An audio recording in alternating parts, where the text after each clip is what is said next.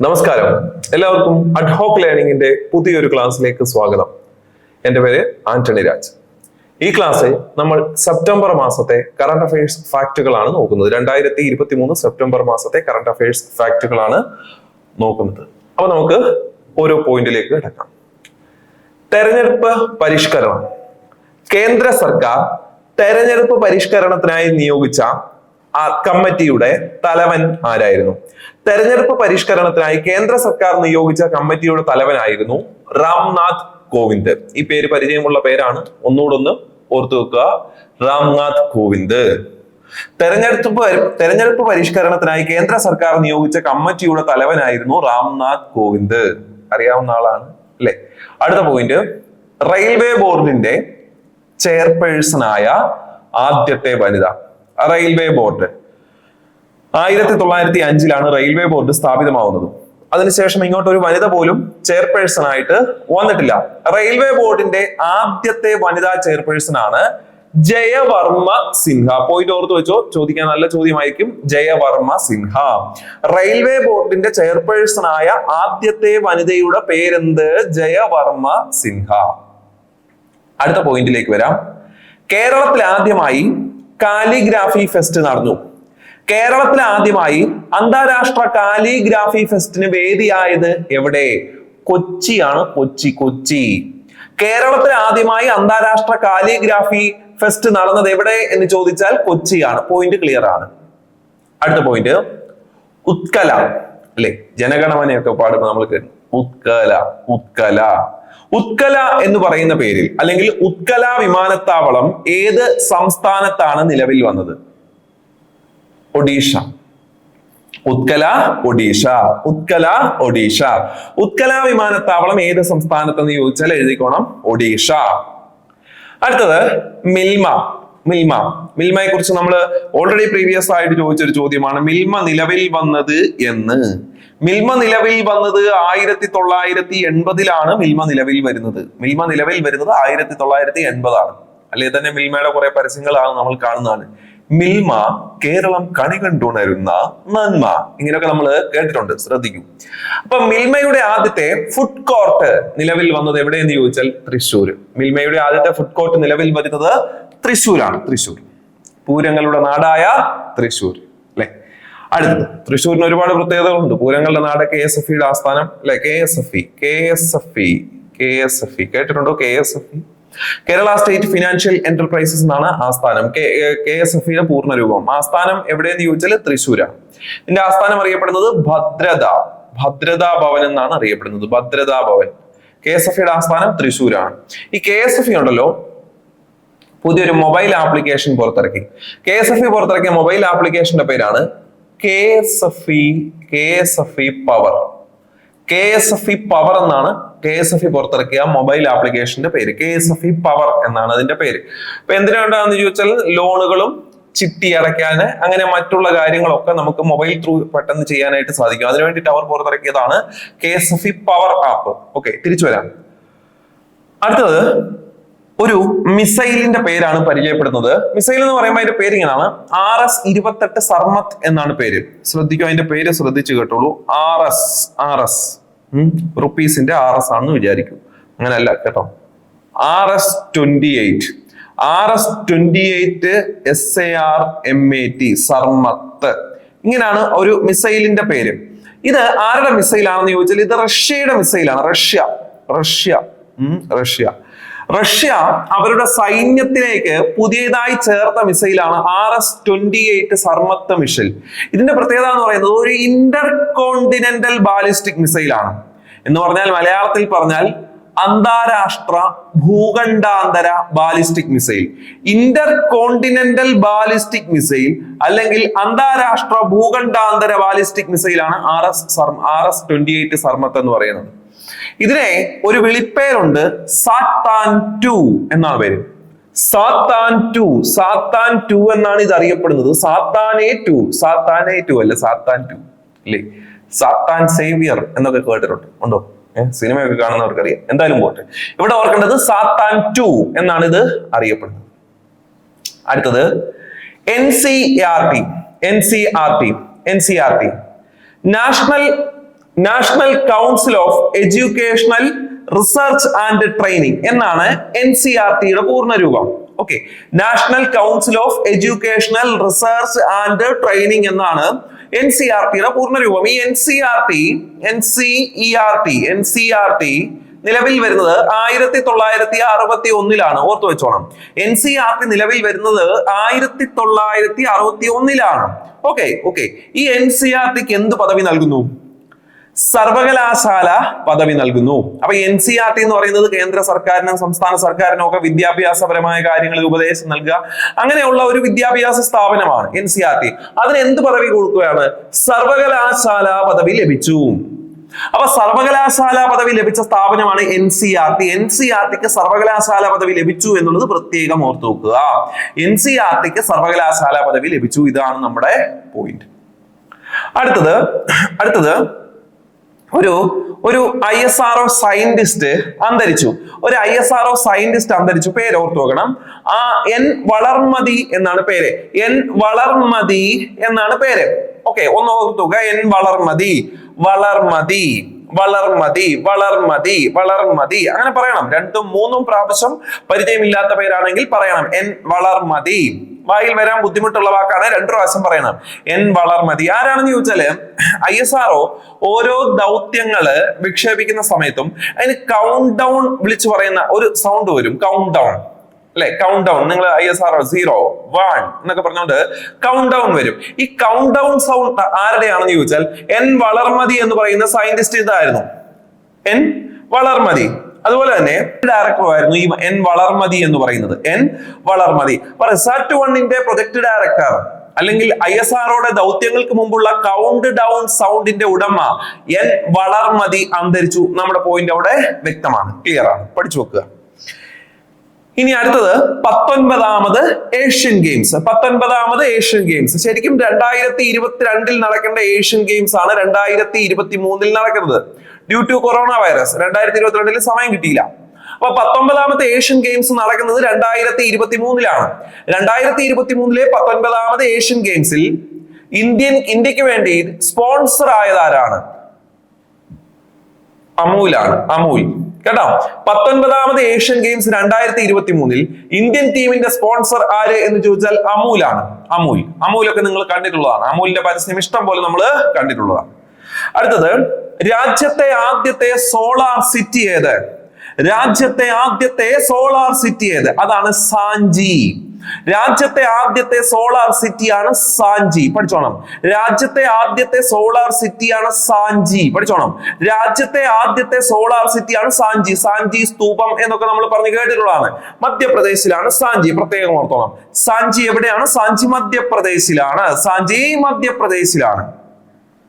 അടുത്ത പോയിന്റിലേക്ക് വരാം. UGC university grant commission. അല്ലെ? 1953 നിലവിൽ വന്നതാണ് UGC എന്നൊക്കെ നമ്മൾ പഠിക്കാറുണ്ട്. UGCയുടെ ചെയർമാന്റെ പേര് M ജഗദീഷ് കുമാർ എന്നാണ് പേര്. UGCയുടെ ചെയർമാന്റെ പേര് M ജഗദീഷ് കുമാർ. ഓക്കെ. അപ്പൊ ഈ UGC അധ്യാപക പരിശീലനത്തിന് വേണ്ടിയിട്ട് ഒരു പദ്ധതി ആരംഭിച്ചു. അധ്യാപകർക്ക് പരിശീലനം നൽകുന്നതിനായി UGC ഒരു പദ്ധതി ആരംഭിച്ചു. അതിന്റെ പേരാണ് മാളവ്യ മിഷൻ എന്നാണ് പേര്. മാളവ്യ മിഷൻ. അധ്യാപകർക്ക് പരിശീലനം നൽകുന്നതിനായി UGC ആരംഭിച്ച പദ്ധതിയുടെ പേരെന്ത്? അധ്യാപകർക്ക് പരിശീലനം നൽകുന്നതിനായി UGC ആരംഭിച്ച പദ്ധതിയുടെ പേരാണ് മാളവ്യ മിഷൻ എന്നാണ് പേര്. പോയിന്റ് കൃത്യമായി പഠിച്ചു നോക്കുക. മാളവ്യ മിഷൻ. അപ്പൊ അതാണ് അവിടുത്തെ പോയിന്റ്.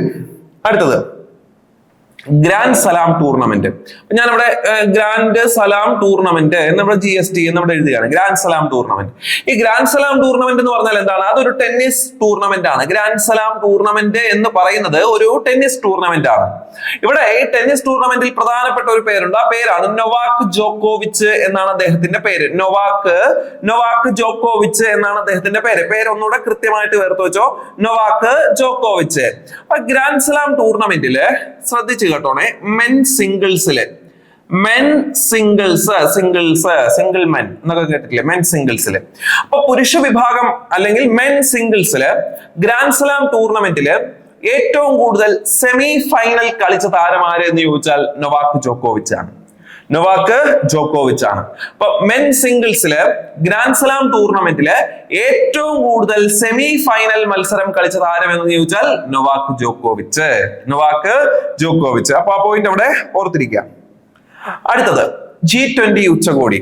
നമുക്കറിയാം 2023 G20 ഉച്ചകോടി നടന്നത് ഇന്ത്യയിലാണ്. ഇതിനെക്കുറിച്ച് വിശദമായി നമുക്ക് പിന്നീട് ചർച്ച ചെയ്യാം. G20 കുറിച്ച് പറയാൻ കുറെ കാര്യങ്ങളുണ്ട്, തൽക്കാലം അതിലേക്ക് കടക്കുന്നില്ല. അപ്പൊ G20 ഉച്ചകോടി 2023 നടന്നത് ഇന്ത്യയിൽ വെച്ചാണെന്ന് അവിടെ ഓർത്തു വെക്കുക. അപ്പൊ വിവിധ രാജ്യത്തെ നേതാക്കന്മാർ ഇന്ത്യയിൽ എത്തി. അപ്പൊ ഇന്ത്യ ഒരു കൈപ്പുസ്തകം പുറത്തിറക്കിയായിരുന്നു. G20 ഉച്ചകോടി 2023 വേണ്ടി ഇന്ത്യ പുറത്തിറക്കിയ കൈപ്പുസ്തകത്തിന്റെ പേരാണ് ഭാരതം ജനാധിപത്യത്തിന്റെ മാതാവ്.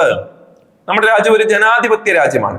ഭാരതം ജനാധിപത്യത്തിന്റെ മാതാവ്, കൈപ്പുസ്തകത്തിന്റെ പേര് അങ്ങനെയാണ്. അപ്പൊ ആ ഒരു കാര്യം കൂടെ അവിടെ ഓർത്തു വെക്കുക. ഈ ഒരു ഭാഗം നമ്മൾ പറഞ്ഞു പൂർത്തിയാക്കി.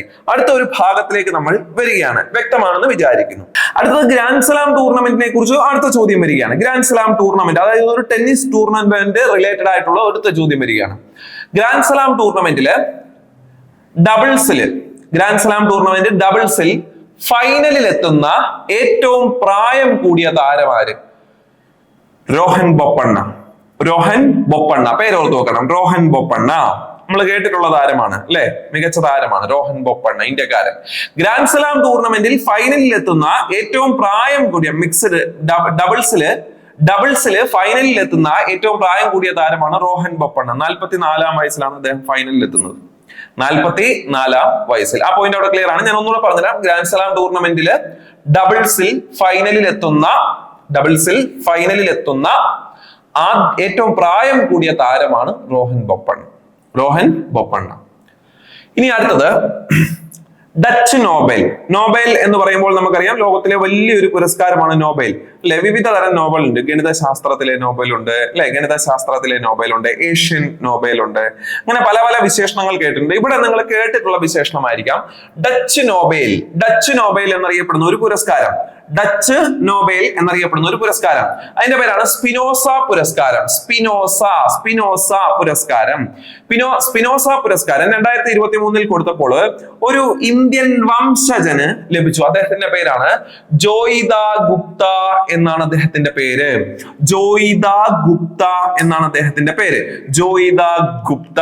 അപ്പൊ ഡച്ച് നോബൽ എന്നറിയപ്പെടുന്ന സ്പിനോസ പുരസ്കാരം നേടിയ 2023 നേടിയ ഇന്ത്യൻ വംശജന്റെ പേരാണ് ജോയിദ ഗുപ്ത. പ്രത്യേകം ഓർത്തുക, ജോയിദ ഗുപ്ത. അപ്പൊ ഇത് ഒരു തവണ നിങ്ങൾ കേട്ടതിന് ശേഷം രണ്ടാമത്തെ തവണ സ്പീഡ് കൂട്ടിയിട്ട് നിങ്ങൾ റിവിഷൻ ചെയ്യാൻ പറ്റും. ആദ്യം ഒരു തവണ കേട്ടതിന് ശേഷം രണ്ടാം തവണ കേൾക്കുമ്പോൾ കുറച്ചുകൂടെ സ്പീഡ് കൂട്ടിയിട്ട് നിങ്ങൾക്ക് റിവിഷൻ ചെയ്യാൻ പറ്റും. അടുത്ത പോയിന്റിലേക്ക് പോവാം. മുരുകൻ കാട്ടാക്കട കേട്ടിട്ടുള്ള പേരാ. മുരുകൻ കാട്ടാക്കട. മലയാറ്റൂർ പുരസ്കാരം 2023 ലഭിച്ചത് മുരുകൻ കാട്ടാക്കട. ഉപാസന സാംസ്കാരിക വേദി നൽകുന്ന മലയാറ്റൂർ പുരസ്കാരം 2023 ലഭിച്ചത് മുരുകൻ കാട്ടാക്കട. ഉപാസന സാംസ്കാരിക വേദി നൽകുന്ന മലയാറ്റൂർ പുരസ്കാരം 2023 ലഭിച്ചത് മുരുകൻ കാട്ടാക്കട. അത് ആ പോയിന്റ് അവിടെ വ്യക്തമാണ്. അടുത്തത് ഒരു റെയിൽവേ സ്റ്റേഷൻ JK. ഇവിടെ JK എന്നിട്ടിട്ടുണ്ട്. JK അല്ലെ. JK എന്ന് പറഞ്ഞാൽ ജസ്റ്റ് കിഡിങ് അല്ല. ജമ്മു കാശ്മീരിലുള്ള ഒരു റെയിൽവേ സ്റ്റേഷനാണ് ഉദ്ധംപൂർ എന്ന് പറയുന്ന റെയിൽവേ സ്റ്റേഷൻ. അതിന്റെ പേരൊന്ന് മാറ്റി. ജമ്മു കാശ്മീരിലെ ഉദ്ധംപൂർ റെയിൽവേ സ്റ്റേഷന്റെ പുതിയ പേരാണ് captain Tushar Mahajan railway station എന്നറിയപ്പെടും. ഉദ്ധംപൂർ റെയിൽവേ സ്റ്റേഷൻ ഇനി അറിയപ്പെടുന്നത് captain Tushar Mahajan railway station എന്നായിരിക്കും അറിയപ്പെടുന്നത്. ഇനി അടുത്തത് ഒരു മരണം അറിയിക്കാനുണ്ട്. ഒരു മരണമാണ്. ആ പേര് നിങ്ങൾ ഓർത്തോണം. അജിത് നൈനാൻ കാർട്ടൂണിസ്റ്റ് ആണ്. അതാണ് അവിടുത്തെ പോയിന്റ്. അപ്പൊ പരീക്ഷയ്ക്ക് ചോദിക്കുന്നത് ഇങ്ങനെ ആയിരിക്കും. താഴെ തന്നിരിക്കുന്നവയിൽ അന്തരിച്ച അജിത് നൈനാൻ ഏത് മേഖലയുമായി ബന്ധപ്പെട്ടിരിക്കുന്നു? കാർട്ടൂണിസ്റ്റ്.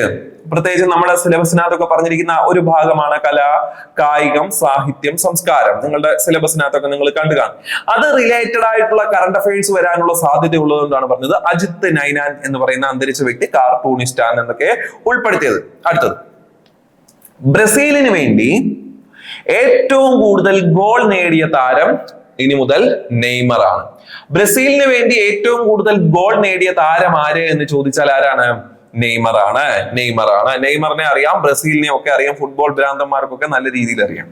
അടുത്തത് ഒരു ആത്മകഥയുടെ പേരാണ് അടുത്തതായിട്ട് നിങ്ങളെ പരിചയപ്പെടുത്താനുള്ളത്. ആത്മകഥയുടെ പേരാണ് through the broken glass. Through the broken glass. ആത്മകഥ ഓർത്തു വെച്ചോണം. Through the broken glass. Broken glass. Through the broken glass. ഇത് TN ശേഷൻ, മുൻ തെരഞ്ഞെടുപ്പ് കമ്മീഷണറായ TN ശേഷന്റെ ആത്മകഥയാണ്. ഓർത്തു വെച്ചോ, ചോദിക്കാൻ നല്ല ചോദ്യമാണിത്. നല്ല സാധ്യതയുള്ള ചോദ്യങ്ങളിൽ ഒന്നാണ്. TN ശേഷന്റെ ആത്മകഥ ഏത്? Through the broken glass. Through the broken glass. ഓർത്തു വെക്കുക. അടുത്തത് ട്രാൻസ്ജെൻഡേഴ്സ് വിഭാഗം. ട്രാൻസ്ജെൻഡേഴ്സ് വിഭാഗത്തിന് പ്രതിമാസം 1000 രൂപ, ട്രാൻസ്ജെൻഡേഴ്സ് വിഭാഗത്തിന് പ്രതിമാസം 1000 രൂപ നൽകാൻ തീരുമാനിച്ച ഇന്ത്യയിലെ സംസ്ഥാനം ഏത്? ട്രാൻസ്ജെൻഡേഴ്സ് വിഭാഗത്തിന് പ്രതിമാസം 1000 രൂപ നൽകാൻ തീരുമാനിച്ച ഇന്ത്യയിലെ സംസ്ഥാനം ജാർഖണ്ഡ്. ഇന്ത്യയുടെ ധാതു സംസ്ഥാനമായ ജാർഖണ്ഡ്, അല്ലെങ്കിൽ ഇന്ത്യയുടെ ആദിവാസി ഭൂമിയായ ജാർഖണ്ഡ്, അല്ലെങ്കിൽ നമ്മുടെ ക്യാപ്റ്റൻ കൂൾ എന്നറിയപ്പെടുന്ന മഹേന്ദ്ര സിംഗ് ധോണിയുടെ സംസ്ഥാനമായ ജാർഖണ്ഡ്. അപ്പൊ ട്രാൻസ്ജെൻഡർ വിഭാഗത്തിന് പ്രതിമാസം 1000 രൂപ നൽകാൻ തീരുമാനിച്ച ഇന്ത്യയിലെ സംസ്ഥാനം ജാർഖണ്ഡ് ആണ്. അടുത്തത് ഒരു മുഖ്യമന്ത്രിയുടെ പേരാണ് പറയുന്നത്. നിങ്ങൾക്ക് പരിചയം ഉണ്ടായിരിക്കും, ഈ അടുത്തിടയ്ക്ക് പത്രങ്ങളിലൊക്കെ കണ്ടിരുന്നു. ചന്ദ്രബാബു നായിഡു.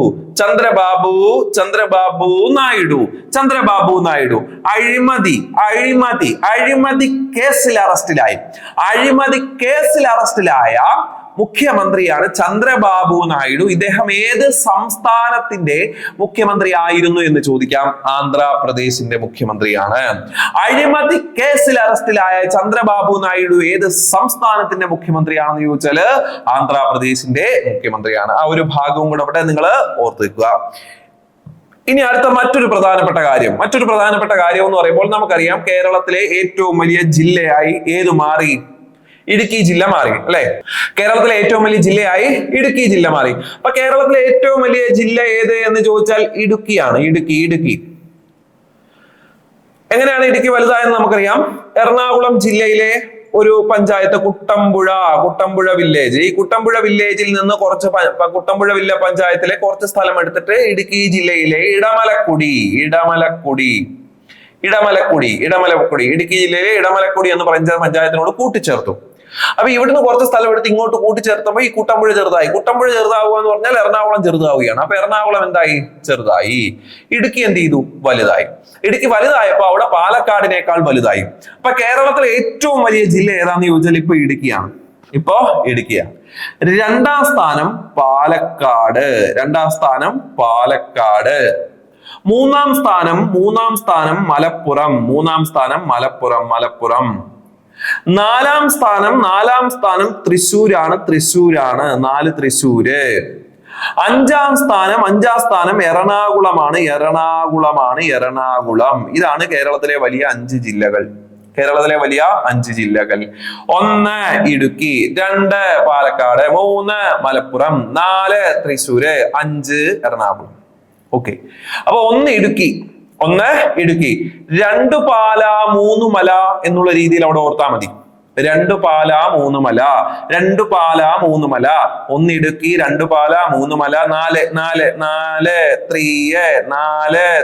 4 ശരിക്കും 4 ആണ്. 4ന് മുമ്പ് 3 ആണ് കേട്ടോ. 4 തൃശ്ശൂര്, 5 എറണാകുളം. എറണാകുളം ഓർത്തോ, 5 എറണാകുളമാണ്. അപ്പൊ ആ രീതിയിൽ ഓർത്തെടുക്കാൻ പറ്റും. ഇടുക്കി, പാല, മല, തൃശ്ശൂര്, എറണാകുളം. ഇടുക്കി, പാല, മല, തൃശ്ശൂര്, എറണാകുളം. ഇടുക്കി, പാലക്കാട്, മലപ്പുറം, തൃശ്ശൂര്, എറണാകുളം. എനിക്ക് ഇടുക്കിയുടെ വിസ്തീർണം പരീക്ഷയ്ക്ക് ചോദിക്കാം. ഇടുക്കിയുടെ പുതിയ വിസ്തീർണം എത്ര? അപ്പൊ ഇടുക്കിയുടെ വിസ്തീർണം പഠിച്ചു നോക്കുക. ഇടുക്കിയുടെ വിസ്തീർണം എന്ന് പറയുന്നത് 4612 ചതുരശ്ര കിലോമീറ്റർ ആണ്. 4612 ചതുരശ്ര കിലോമീറ്റർ ഉണ്ട്. 4612 ചതുരശ്ര കിലോമീറ്റർ. രണ്ടാമതുള്ള പാലക്കാടിന്റെ വിസ്തീർണം എന്ന് പറയുന്നത് 4482 ചതുരശ്ര കിലോമീറ്റർ ആണ്. 4482 ചതുരശ്ര കിലോമീറ്റർ ആണ്. മൂന്നാമതുള്ള മലപ്പുറത്തിന്റെ വിസ്തീർണം എന്ന് പറയുന്നത് 3552 ചതുരശ്ര കിലോമീറ്റർ ആണ്. ഇവിടെ ഉണ്ട് 3552 54 ഓക്കെ 54 ആക്കാം. ഓക്കെ 3554 ചതുരശ്ര കിലോമീറ്റർ. നാലാമതുള്ള തൃശ്ശൂരിന്റെ വിസ്തീർണം എന്ന് പറയുന്നത് 3032 ചതുരശ്ര കിലോമീറ്റർ ആണ്. 3032 ചതുരശ്ര കിലോമീറ്റർ ആണ്. ഇനി അഞ്ചാമതുള്ള എറണാകുളത്തിന്റെ വിസ്തീർണം എന്ന് പറയുന്നത് 2924 ചതുരശ്ര കിലോമീറ്റർ ആണ്. 2924 ചതുരശ്ര കിലോമീറ്റർ ആണ്. അപ്പൊ ഇതാണ് എന്ത് കേരളത്തിലെ വലിയ 4 ജില്ലകളും അവയുടെ വിസ്തീർണം എന്ന് പറയുന്നത്. ഇത് ഓർത്തിരിക്കാനായിട്ട് ഞാനൊരു കാര്യം പറഞ്ഞുതരാം, ശ്രദ്ധിക്കൂ. ഇത് 4612 4612 ഇങ്ങനെ ഒരു 50 പ്രാവശ്യം പറഞ്ഞു കഴിഞ്ഞാൽ ചിലപ്പോൾ പഠിക്കുമായിരിക്കും. പക്ഷെ അത്രയും എഫേർട്ട് ഇല്ലാതെ നമുക്ക് പഠിക്കാൻ പറ്റുന്നത് 46 44 കണ്ടോ 35 30 പിന്നെ 29 ഈ നമ്പറുകൾ ഓർത്തിരിക്കാൻ എളുപ്പമാണ്. നോക്കിയേ 46 44 35 30 29 46 44 35 30 പിന്നെ 29 കഴിഞ്ഞു. 46 44 35 30 29 ഈ രീതിയിൽ ഓർത്തിരുന്നു കഴിഞ്ഞാൽ ആദ്യത്തെ സംഖ്യകളെല്ലാം സെറ്റ് ആവും. ആദ്യം ഈ വലിയ ജില്ലകൾ ഓർഡറിൽ പഠിക്കണം, അത് വേറെ കാര്യം. ആദ്യം ഈ വലിയ ജില്ലകൾ ഓർഡറിൽ പഠിക്കണം, ശേഷം ഇങ്ങനെ പഠിക്കണം. കണ്ടോ 1 ഇടുക്കി, 2 പാല, 3 മല, 4 തൃശ്ശൂർ, 5 എറണാകുളം. ഈ ഓർഡർ ആദ്യം സെറ്റ് ആയതിനു ശേഷം പറയണം 46 44 35 30 29 ശേഷം ബാക്കി പഠിക്കണം. അതായത് 12 82 54 32 24 രണ്ടിന്റെ കളിയാണ്. നോക്കി 12 82 32 24 എല്ലാത്തിനകത്ത് രണ്ടുണ്ട്. ഒരെണ്ണത്തിനകത്ത് ഒഴിച്ച് അവിടെ 54 ഇടണം, നടുക്ക് 54. 12 82 54 32 24 പറയാൻ പറ്റും, പേടിക്കണ്ട. 12 82 54 32 24 ഈ രീതിയിൽ ഓർത്തു കഴിഞ്ഞാൽ എന്താവും, എല്ലാ സംഖ്യകളും ഇച്ചിരി പെട്ടെന്ന് പഠിച്ചെടുക്കാൻ പറ്റും. അപ്പൊ ഈ ഒരു ട്രിക്ക് നിങ്ങൾ ഉപയോഗിച്ച് നോക്കുക, പഠിക്കാൻ എളുപ്പമാണ്. അല്ലാതെ ഇത് ഒരു 50 പ്രാവശ്യം പറയുന്നതിനേക്കാൾ എത്രത്തോളം എളുപ്പമാണ് ഇത്. 46 44 35 30 29 ഇത് ആദ്യം എഴുതണം. ശേഷം 12 32 54 32 24 കഴിഞ്ഞു. ഈ രീതിയിൽ ഒന്ന് പഠിച്ചു നോക്കുക, സെറ്റ് ആണെന്ന് വിചാരിക്കുന്നു. അടുത്ത പോയിന്റിലേക്ക് വരാം. അന്താരാഷ്ട്ര ഏകദിന ക്രിക്കറ്റിൽ 13,000 റൺസ് ഏറ്റവും വേഗത്തിൽ പൂർത്തിയാക്കിയ താരമാരാണെന്ന് ചോദിച്ചാൽ അത് വിരാട് കോഹ്ലിയാണ്. കിങ് കോഹ്ലി എന്നൊക്കെ അറിയപ്പെടും അല്ലെ, വിരാട് കോഹ്ലി. അപ്പോൾ അന്താരാഷ്ട്ര ഏകദിന ക്രിക്കറ്റിൽ വേഗത്തിൽ 13,000 റൺസ് പൂർത്തിയാക്കിയത് ഏത് താരം? അത് വിരാട് കോഹ്ലിയാണ്. അടുത്ത ആൾ നിങ്ങൾക്ക് പരിചയമുള്ളതാണ്. അദ്ദേഹത്തെ നിങ്ങൾ സ്കൂൾ ടെക്സ്റ്റ് ബുക്കിൽ കണ്ടിട്ടുള്ള വ്യക്തിയാണ്. നിങ്ങളുടെ കുട്ടിക്കാലത്ത് നിങ്ങൾ സ്കൂൾ ടെക്സ്റ്റ് ബുക്കിൽ പരിചയപ്പെട്ടിട്ടുള്ള ഒരു വ്യക്തി മരിച്ച വിവരം അറിയിക്കട്ടെ. അദ്ദേഹത്തിന്റെ പേര് ഇയാൻ വിൽമുട്ട് എന്നാണ് പേര്. നിങ്ങൾ ഡോളി എന്ന് പറയുന്ന ചെമ്മരിയാടിന്റെ ചിത്രമൊക്കെ കണ്ടിട്ടില്ലേ സുഹൃത്തുക്കളെ? സ്കൂൾ കാലഘട്ടത്തിൽ നിങ്ങളെ പഠിപ്പിച്ചിട്ടുള്ളതാണ്. ഡോളി ഒരു ചെമ്മരിയാടാണ്. അത് ക്ലോണിങ്ങിലൂടെ വികസിപ്പിച്ച ചെമ്മരിയാടായിരുന്നു. ക്ലോണിങ്ങിലൂടെ വികസിപ്പിച്ച ആദ്യത്തെ ചെമ്മരിയാടിന്റെ പേര് ഡോളി. അതിനെ വികസിപ്പിച്ച വ്യക്തിയായിരുന്നു ഇയാൻ വിൽമുട്ട്. അദ്ദേഹം അന്തരിച്ചു. അപ്പൊ ക്ലോണിങ്ങിന്റെ പിതാവ് അന്തരിച്ചു. ക്ലോണിങ്ങിന്റെ പിതാവിന്റെ പേര് ഇയാൻ വിൽമുട്ട്. സെറ്റ്. അടുത്ത പോയിന്റിലേക്ക് പോകാം. പ്രായമായ വ്യക്തികൾക്ക് അല്ലെങ്കിൽ സീനിയർ സിറ്റിസൺസിന് അവരുടെ പുതിയ പല്ലുകൾ വെച്ച് പിടിപ്പിക്കുന്നതിനായിട്ടുള്ള ധനസഹായം നൽകുന്ന ഒരു പദ്ധതിയായിരുന്നു മന്ദഹാസം എന്ന് പറയുന്ന പദ്ധതി. അപ്പൊ അവിടെ ഓർത്ത് നോക്കേണ്ടത് മന്ദഹാസം എന്നൊരു പദ്ധതി ഉണ്ട്. മന്ദഹസിക്കുക അല്ലെ, ചിരിക്കുക എന്നൊക്കെ പറയുമ്പോൾ ആ പല്ലുമായി ബന്ധപ്പെട്ട് ഓർത്തു വെക്കുക. ആ പദ്ധതിയുടെ ധനസഹായത്തുക 10,000 രൂപയായി ഉയർത്തി. 10,000 രൂപയായി ഉയർത്തിയിട്ടുണ്ട്. അതൊരു നല്ല കാര്യം, ഓർത്തു വെക്കുക. അടുത്ത പോയിന്റ്, ശാന്തി സ്വരൂപ് ഭട്നാഗർ പുരസ്കാരം 2023. ശാന്തി സ്വരൂപ് ഭട്നാഗർ പുരസ്കാരം 2023 കൊടുത്തപ്പോൾ ഒരു ഇന്ത്യൻ വംശജന് ലഭിച്ചു, അല്ല ഒരു മലയാളിക്ക് ലഭിച്ചു. അദ്ദേഹത്തിന്റെ പേര് ഡോക്ടർ A.T. ബിജു എന്നാണ് പേര്.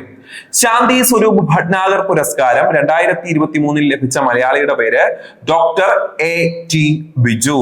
Doctor A.T. ബിജു എന്നാണ് അദ്ദേഹത്തിന്റെ പേര്. അപ്പൊ ആ ഒരു പോയിന്റ് കൂടെ A.T. ബിജു, ഈ പേര് ഓർത്ത് വെക്കുക കേട്ടോ, ഈ പേര് ഓർത്ത് വെക്കുക, ചോദിക്കാം. അടുത്തത്, ഒരു അത്ലറ്റ് വിരമിച്ചു. ഒരു അത്ലറ്റ്, ഇതിഹാസ താരമാണ്. അദ്ദേഹത്തിന്റെ പേര് മോ ഫെറ എന്നാണ് പേര്. മോ ഫെറ എന്നാണ് പേര്.